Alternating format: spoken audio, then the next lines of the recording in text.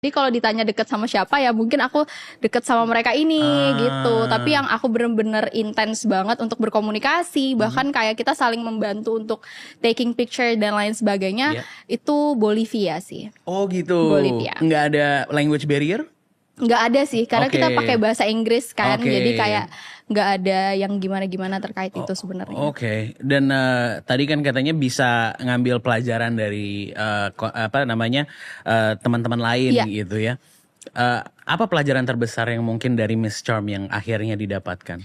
Sebenarnya kalau dari pelajaran yang aku lihat ya Kak, kita kan datang dari negara yang beda-beda.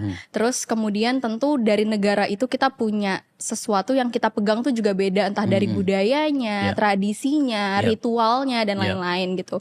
Tapi satu hal yang aku pelajari, walaupun kita datang dari negara yang berbeda, kita punya story yang berbeda, kita punya latar belakang yang berbeda, kita punya luka yang berbeda-beda juga, tapi yang bisa aku tangkap kita tuh punya purpose yang sama gitu. Kita punya tujuan yang sama, bagaimana caranya kita bisa menyebarkan suatu hal yang positif, bisa menyebarkan kedamaian, bisa menyebarkan cinta tidak hanya di negara kita tapi di seluruh dunia gitu.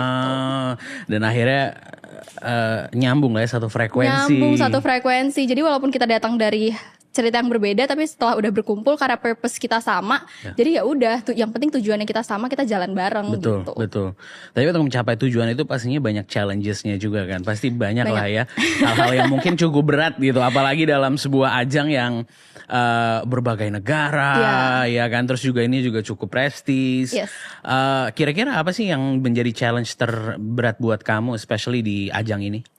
Challenge terberatnya mungkin itu tadi ya Kak, karena kita datang dari cerita yang berbeda, dari budaya yang berbeda, jadi mungkin salah satu tantangan yang harus kita hadapi dan cukup sering kita hadapi selama di sana ya adanya perbedaan itu. Tapi gimana caranya ternyata kita bisa survive tuh dengan adanya perbedaan itu, gimana caranya kita menyelesaikan perbedaan itu gitu kan Kak. Dan kita juga harus menjunjung tinggi budaya di tanah yang kita pijak, which is itu adalah Vietnam saat itu. Yang mana kan kondisi Vietnam dan Indonesia kan cukup berbeda banget. Kemudian dari mereka kontestan-kontestan dari benua lain juga pasti cukup merasakan perbedaan yang sama, mulai dari cuaca, makanan, tradisi dan lain sebagainya. Jadi mungkin challenge-challenge itu sih Kak. Dan kemudian kita kan juga balik lagi namanya karantina, membawa nama negara. Jadi gimana caranya kita tetap bisa menampilkan yang terbaik gitu. Karena kita tidak hanya membawa nama kita sendiri. Aku gak cuma bawa nama Rinanda Aprilia Maharani di Miss Charm, tapi aku bawa nama Indonesia. Aku membawa doa dan harapan seluruh masyarakat Indonesia untuk aku di sana. Definitely, ya. Makanya tadi kan di awal kayak ini cukup berat ya, ibaratnya representing Indonesia. Iya. Tapi you did amazing. Pada saat ditanya sama judges juga kayaknya sangat fluent gitu kan ngomongnya. And apa ya, you have a lot of confidence in your words. Tapi pernah gak sih pada saat seperti itu juga mungkin ada di ajang lain atau mungkin sebelum-sebelumnya gitu, di atas panggung ngeblank? Kalau yang ngeblank sebenarnya enggak gimana-gimana ya Kak. Cuma mungkin cerita sedikit. Jadi kan waktu di Miss Charm ini adalah my first ever international pageant. Jadi aku sebelumnya sama sekali tidak pernah ada di panggung pageant yang kancahnya tuh internasional gitu. Jadi ini adalah pageant internasional pertama aku, dan aku sendiri pun gak nyangka bahwa aku akan memakai sash bertuliskan Indonesia gitu. Karena kan aku asalnya dari Kalimantan Timur kan. Jadi biasanya sash yang aku pakai ya Kalimantan Timur gitu. Jadi tiba-tiba pakai sash Indonesia kok kayaknya kayak berat juga ya.